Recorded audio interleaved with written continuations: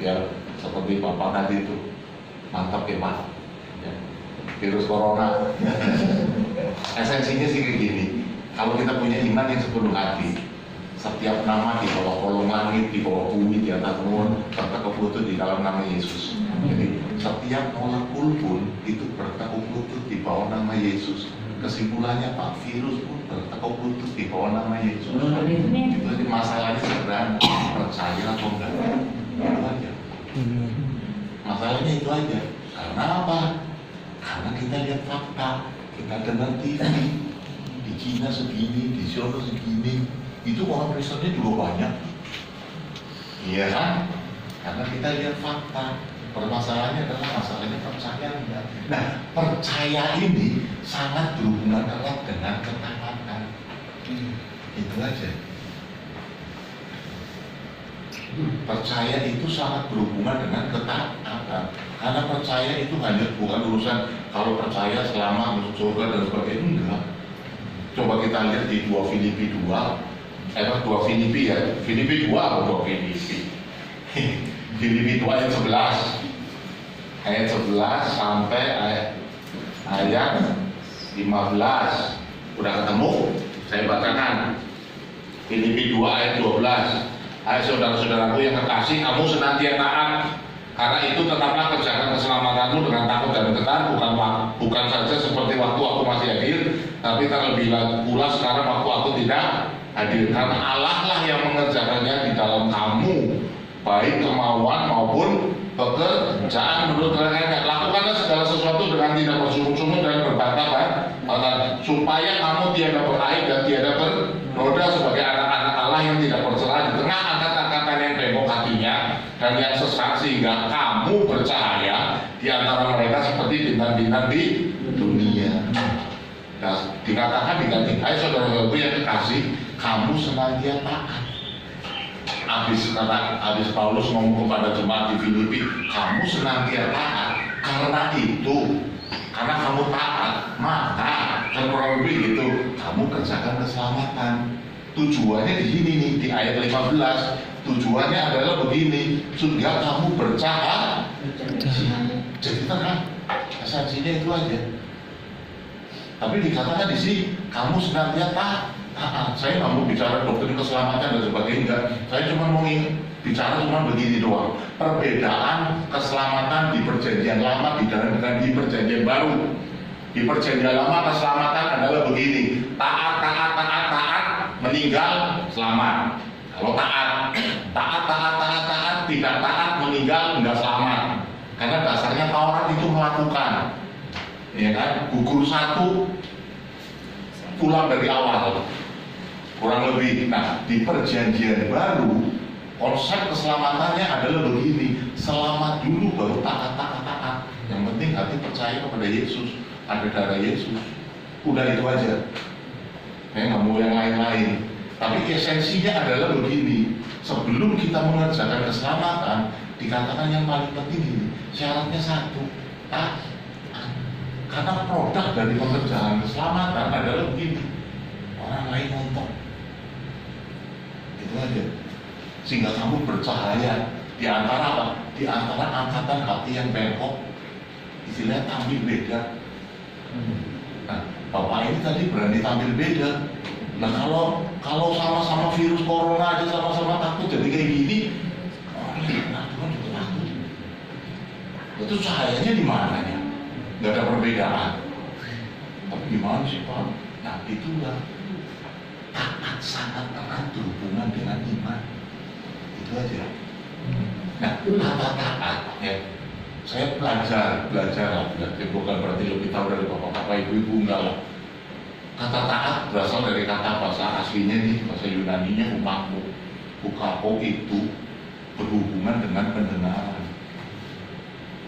Ukapo, taat. Jadi taat kurang lebih kalau di Pak itu diterjemahkan ke bahasa Indonesianya adalah begini: mendengar sampai mengerti baru melakukan. Salah satu kenapa kekristenan tidak bisa bercahaya karena kurang mendengar atau melakukan. Itu aja. Karena kurang mendengar. Nah, yang paling penting lagi adalah begini: mendengar sampai mengerti, baru melakukan dengan mengambil sikap hati di bawah, dengan mengambil sikap istilahnya sebagai seorang dolo sambar. Itu aja. Jadi pada saat kita belajar taat, tapi mengambil posisinya sejajar, ya kan?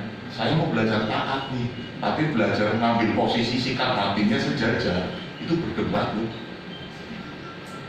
Pasti berdebat. Karena apa? Selevel. Memang lu doang yang bisa firman. Selevel. Apalagi kalau mengambil posisi lebih tinggi, sok tahu kurang lebih gitu. Karena apa? Belajar mengambil posisinya lebih tinggi. Makanya Tuhan Yesus setiap dia khotbah waktu sekarang nih, khotbah di atas bukit, sering ngomong begini, barang siapa bertelinga hendaklah ia mendengar. Jadi langkah pertama untuk taat itu banyak dengar. Nah ini kendala. Saudara, kecenderungannya setelah hidup baru ya, ini ngomong setelah hidup baru, kecenderungannya itu kita punya hati yang taat. Mungkin saudara kok, kayaknya enggak deh. Kayaknya enggak deh. Kalau taat, kecenderungannya, ya kan, manusia lama. Kita diciptakan menjadi manusia baru, roh dan hati kita baru. Itu aja. Nah, saudara kalau menghubungkan dengan begini, kayaknya enggak deh. Kalau untuk urusan taat itu susah ini ampun. Pengennya lawan, ya kan? Ini pemerintah ngomong punya kecenderungannya taat. Karena satu hal, roh kita pada saat saudara percaya Tuhan Yesus, maka jadi ciptaan baru, manusia baru. Yang baru itu apanya sih? Yang baru itu roh saudara dan hati saya, hati saudara dan saya. Roh dan hatinya baru. Cuma masalahnya begini, pola pikirnya nggak baru. Tuhan nggak perbarui. Nah, pola pikir ini yang harus ikut berubah, tapi nggak bisa tiba-tiba. Hati kecenderungannya taat. Hati ya, karena ada Roh Kudus. Cuman pola pikir ini yang nggak bisa baru. Nah, ketaatan mengambil alih pola pikir itu. Makanya ketaatan satu hal, bicaranya cuma satu. Ketaatan bicara latihan. Udah, nggak ada untuk orang taat dalam satu hari, nggak ada. Satu hari nurut, 10 hari bandel. Nggak ada. Nah, kuncinya adalah untuk latihan. Agar apa sih? Saudara diciptakan untuk jadi pemenang, setuju nggak? Itu tapi kan faktanya kadang saya sering kalah Pak. Kalau dihitung-hitung sih, kalkulasi dihitung-hitung sih, antara menang kalahnya kayaknya banyakan kalahnya deh. Iya kan? Kembali lagi karena tidak terlatih. Udah itu aja. Jadi ketaatan tidak menuntut banyak hal. Ketaatan cuma menuntut satu, ya saya mau. Bukan berbicara mampu atau nggak mampu. Karena di ayat ke-12 dikatakan begini, karena Allah lah yang mengerjakannya di dalam kamu. Bukan masalah saya mampu, taat mampu. Bukan masalah mampu atau bisa atau enggak.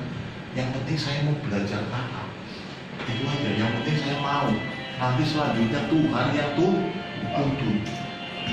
Mau apa sih? Mau pelayanan? Enggak dulu. Belajar mendengar. Mendengar apa? Ya udah mendengar firman. Karena yang perlu dilatih, tadi saya lihat satu pesan saya dari Bapak ini kan kayak kapak yang timbul itu ya Pak. Elisa itu zaman Elisa. Nah, Pak Tunggu, kenapa? Ya sudah peka. Itu aja. Karena dia sering dengar. Nah, kadang orang kalau tertawan, salah satu ciri-cirinya adalah begini, dia akan peka, tapi untuk urusannya jasmani. Itu aja. Sama-sama mungkin peka, kata-katanya peka, Cuma untuk hal-hal yang duniawi dia cepat responnya, tapi untuk hal-hal yang rohani lambat. Itu aja. Nah, sekarang saya mau mengatakan begini, penyebab orang susah taat, hatinya baru loh, karena percaya Tuhan kan, tapi pola pikirnya nggak baru. Nah, pola pikir yang ini yang harus dirubah, sehingga menjadi gaya hidupnya gaya hidup taat. Salah satu penyebabnya adalah begini, pengalaman traumatik masa lalu. Orang susah taat adalah begini, kalau pada masa kecilnya suka dibully atau suka mengalami kekerasan. Nah, itu kecenderungan ya,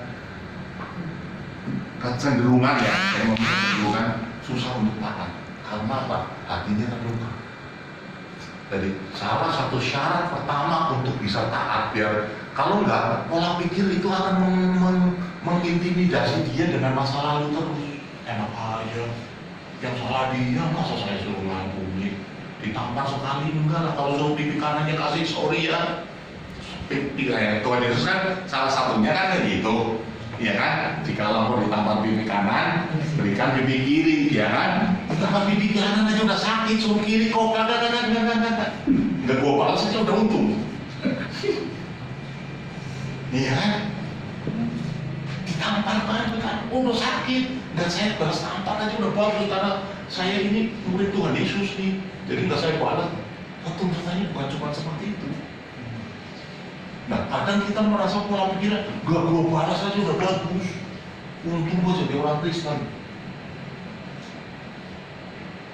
Nah, ini yang penyebab akhirnya ketaatan jadi sesuatu yang susah, karena kadang di masa lalu syarat taat cuma satu, hati pulih. Hati pulih itu apa sih? Mempunyai stok pengampunan lah, gitu.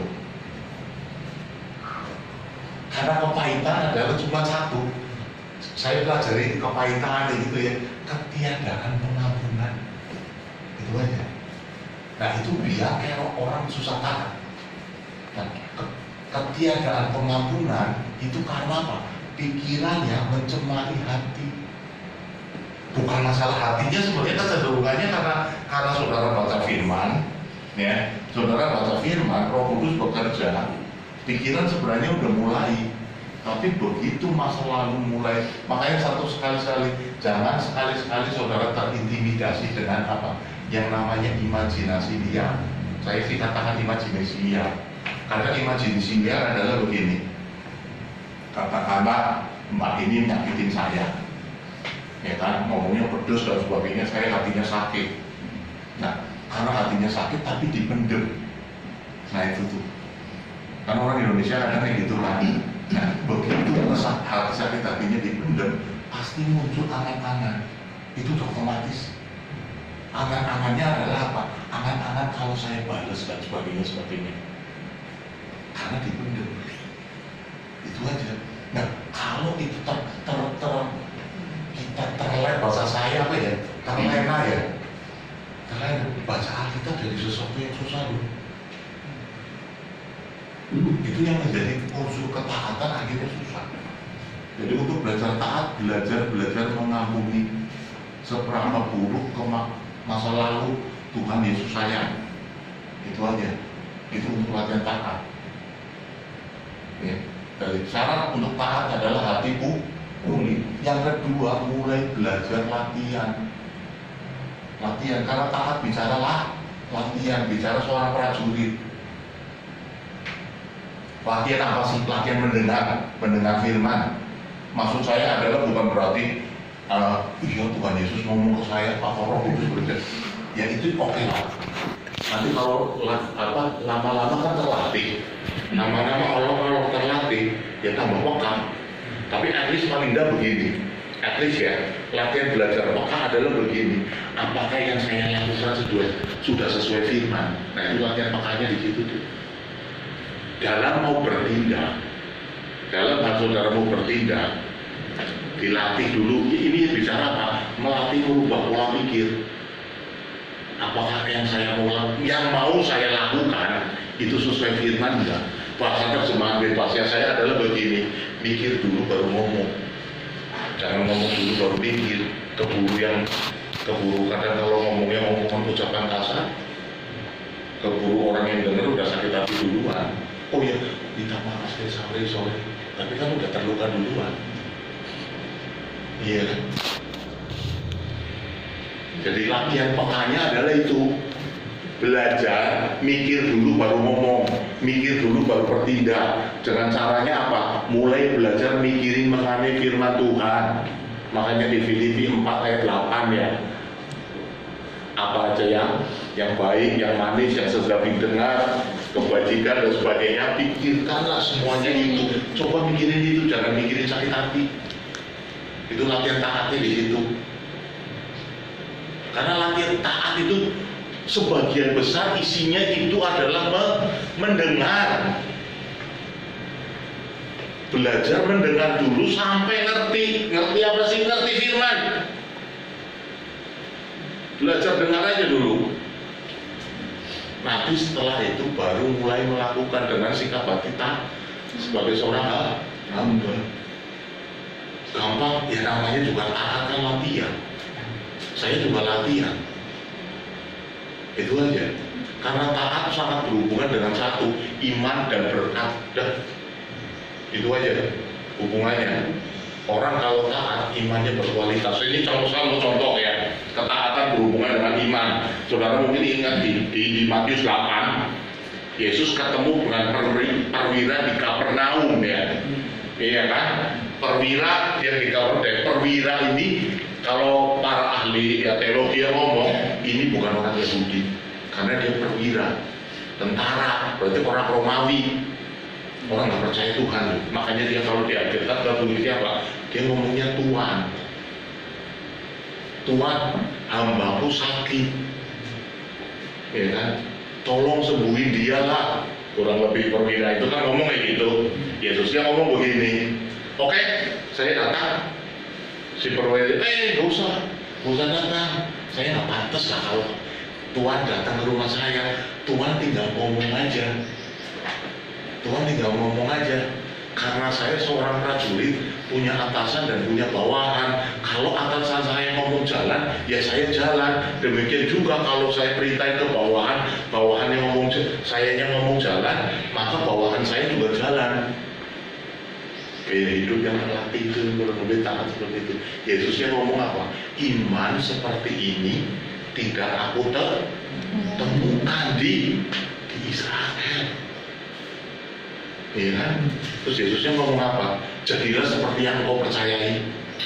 Saat itu juga hambanya sembuh. Nah, gaya hidup seperti ini, itu gaya hidup yang terlatih taat, cepat dengar.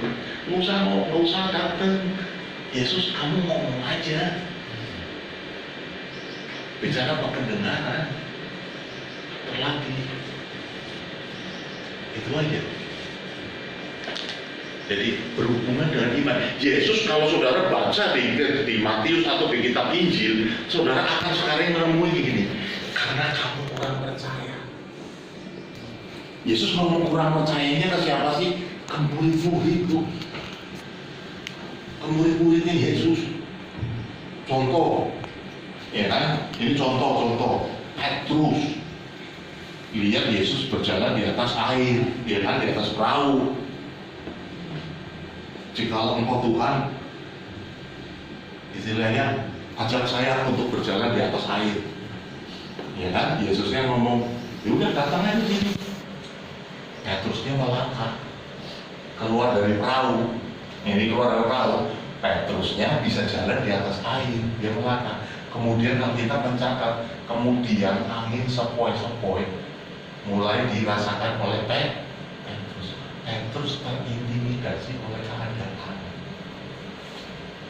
Gara-gara kena angin sepoi-sepoi, Tuhan tolong aku tenggelam. Yesus ngomong apa? Kamu kurang percaya. Itu aja. Seperti sekarang nih, kalau saya misalnya sama virus corona, gak usah takut. Karena Yesus, di dalam nama Yesus segala molekul virus takluk di bawah nama Yesus. Pertanyaannya, mau percaya nggak? Apakah imajinasi kita akan pikiran kita yang faktanya di Cina aja udah puluhan ribu, di Amerika aja udah ada kena, di Eropa aja kena.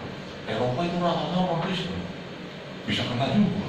Loh, kayak di Indonesia orang Kristen bisa kena juga. Nah itu maksudnya. Masalahnya mau percaya atau enggak? Seperti Petrus disuruh belajar, Petrusnya nggak pakai mikir, main jalan, berjalan.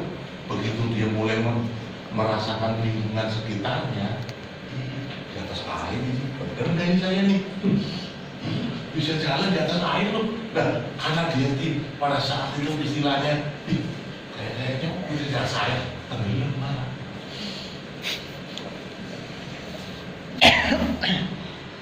Nah, iman kurang percaya ini salah satu faktornya ya karena tidak terlatih.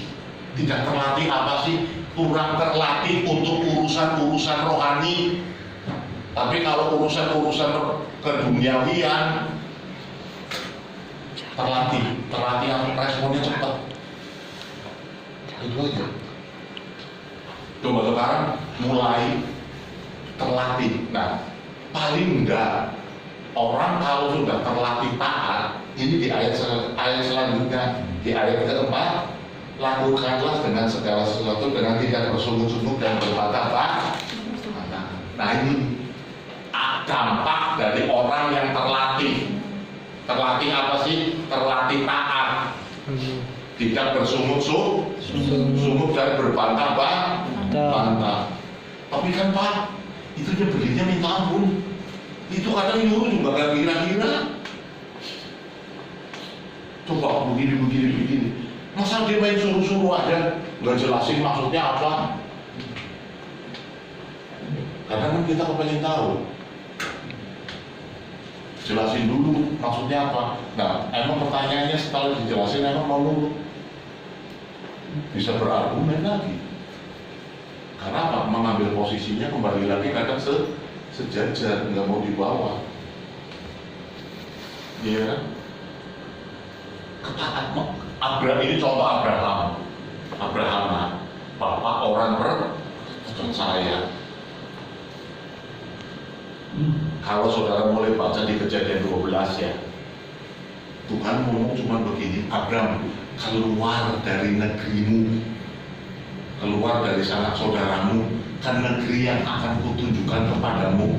Pertanyaannya, Abraham tanya, Tuhan, ini lewatnya lewat kanan, timur, utara, barat, atau kemana? Enggak ada. Nah keluar, emang mau keluar kemana? Kalau keluarnya itu satu masuk jurang gimana? Jelasin dulu dong Tuhan, arahnya yang jelas. Enggak. Abraham diperintah keluar aja. Abraham pergi ke arah timur. Pilihannya Abraham aja. Iya kan? Sampai istilahnya setelah berjalan ke timur, mulai kemudian Abraham, waktu itu kan namanya masih Abraham ya. Abraham membuat mezbah di Betel tuh. Nah, di Betel istilahnya bikin mezbah maksudnya gini, Tuhan, gua udah nyampe sini nih, habis ini mau kemana lagi nih? Kurang lebih lah. Nah, Tuhan baru ngomong, tanah di mana engkau berdiri itu akan jadi milikmu. Nah ini yang maksudnya apa? Kadang diperlukan juga ketaatan tanpa kita mengerti. Emang kalau kita ngerti terus bisa taat? Ya. Level pertama memang taat itu mendengar. Kalau enggak, maksudnya mengerti adalah begini, mengerti akan firman Tuhan. Tapi kalau saudara udah kualitas imannya meningkat, ya memang timbullah kepekaan seorang guru. Ketaatan berhubungan dengan iman. Yang kedua, ketaatan berhubungan dengan berkat. Berkat itu asal katanya kalau di bahasa Ibrani-nya berkah. Sepupu kita ngomong barokah, ya kan? Hampir sama-sama loh orang. Istilahnya nenek moyangnya sama Abraham, iya kan? Nah, kata berkah itu berkah, bukan berkah itu ada intinya adalah sumber. sumber. Berkat itu sumber. Jadi berkat bukan berarti materi, bukan kesehatan, berkat itu sumber. Nah, kalau saudara pelajari, setiap kata berkat selalu dihubungkan dengan pendengaran, ya, dan lutut. Itu aja. Jadi kata berkat itu sumber yang selalu akan dihubungkan dengan pendengaran dan lutut. Jadi bangsa Israel itu kalau menyembah ada yang namanya itunya apa, saka ya, kayak orang haji, kayak orang sholat, berlutut kayak gini, cuma tangan lurus sampai muka menyentuh tanah, itu kurang lebih, makanya berhubungan dengan lutut. Esensinya apa? Orang kalau taat harus juga punya gaya hidup menjalin hubungan dengan Tuhan. Itu aja. Punya gaya hidup ya, bahasa saya sih gaya hidup saat teduh lah, ya. Sesederhana itu aja. Orang kalau nggak taat suruh saat teduh itu belepotan. Jujur aja, akan terlalu banyak ngeles. Bahasa saya sih ngeles ini yang tadi. Lakukanlah sesuatu dengan tidak bersungguh-sungguh dan berbantah-bantah. Mungkin nggak bersungguh-sungguh, ngeles dia. Sibuk pak. Kalau pagi saya kan udah begini, sibuk. Begitu malam udah capek. Nah kalau sempat lah, kan minggu. Saya cuma katakan ya, kalau saudara hanya sempat untuk menjalin hubungan dengan Tuhan di hari Minggu, terseret harus. Akhirnya nggak dapat apa-apa. Orang dunia takut, saudara pun akan mengalami ketakutan. Itu aja. Harus dibangun gaya hidup ya, gaya hidup berkoneksi, berhubungan dengan Tuhan. Itu aja. Jadi taat penting banget karena ketaatan itu fondasi. Kalau saudara baca di Filipi 2 di ayat atasnya dikatakan begini, Tuhan Allah Bapa sangat meninggikan Yesus karena dia taat sampai mati. Ketaatan penting banget. Jadi ini fondasi. Karena ketaatan berhubungan erat dengan iman dan berkat. Kadang kita pengen beriman, kadang kita apalagi pengen diberkati. Ya kan? Coba kita lihat cerita berkat lah. Ulangan 28 itu kan isinya berkat ya. Mulai ada 1 sampai ayat 2 aja. Habis ini udah. Ulangan 28. Jika engkau baik-baik mendengar suara Tuhan Allahmu dan melakukan dengan setia perintahnya, maka itu dengar, setelah ngerti, baru lakukan. Yang kusampaikan kepada umat hari, maka Tuhan Allah akan mengangkat kau di atas segala bangsa di bumi. Di ayat kedua dikatakan begini, segala berkat ini akan datang kepadamu dan menjadi bagianmu jikalau engkau mendengar suara Tuhan Allahmu. Jadi berkat itu akan datang ke saudara dan saya. Nah, pada saat saudara taat, saudara sedang mematahkan suatu hukum. Hukum apa sih? Karena Adam jatuh dalam dosa. Hukumnya adalah begini, kamu akan bekerja mengais tanah untuk dapat makanan. Kejadian 3 ayat 17. Perempuan melahirkan jadi sakit, iya kan? Tapi Adam dikatakan begini, kamu akan bekerja dengan cara mengais tanah. Untuk apa? Untuk makan. Jadi orang bekerja hanya untuk makan. Sementara dikatakan begini, segala berkat ini akan datang kepada. Prinsip di dunia adalah begini, prinsipnya ya, prinsip mengenai berkat, manusia mencari berkat. Itu aja. Manusia mencari berkat. Nah, sementara ini berkat akan datang kepadamu. Nah, pertanyaannya kembali lagi, mau percaya enggak? Masa sih Pak? Saya udah kejar-kejar itu berkat ada kabur-kabur. Enak amat itu berkat datang ke saya. Kalau gitu saya tidur-tiduran aja dong. Nah ini karena tidak terlatih. Itu aja. Jadi konsep ya, ketaatan dengar sampai mengerti. Karena tidak terlatih, konsep pikirannya adalah konsep pikiran duniawi banget. Kurang lebih lah. Tapi kalau udah terlatih, nah Berkatnya apa aja sih? Kan dikatakan berkat itu sumber. Nah, berkatnya adalah jenis berkat lah, katakanlah jenis. Kalau berkat kan punya Tuhan. Jenis berkatnya ayat 3 sampai ayat 14 itu jenis-jenis berkatnya. Itu yang akan kita alami.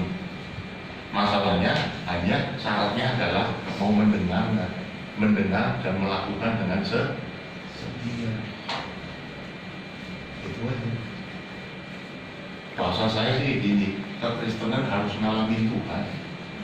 Jangan cuma istilahnya bisa cerita mengenai orang lain. Ih, hebat tuh si Pak Rudi kemarin ngalamin mujizat dan sebagainya. Sementara kitanya cuma bisa ngomong doang, nggak pernah ngalamin. Nah, kalau pengen ngalamin, mulai ubah kayak hidup, belajar taat bicara latihan. Itu aja, bicara latihan aja. Saya juga sekarang masih latihan. Nanti kalau ketaatan, nanti saudara akan berhubungan lagi dengan kekudusan dan sebagainya. Tapi dasar fondasinya taat, karena itu taat itu istilahnya mempengaruhi iman dan berkat. Ini penginjil Amerika, Billy Graham ya. Billy Graham pernah ngomong begini, orang kalau taat, dikatakan begini, orang kalau taat, apa saja yang dikerjakan dengan tangannya Tuhan berhasil. Itu Billy Graham, udah meninggal 90 tahun lebih. Dia ngomong begitu, orang kalau taat, apa saja yang dikerjakan dengan taat, bagian Tuhan apa? Buat saudara berhasil.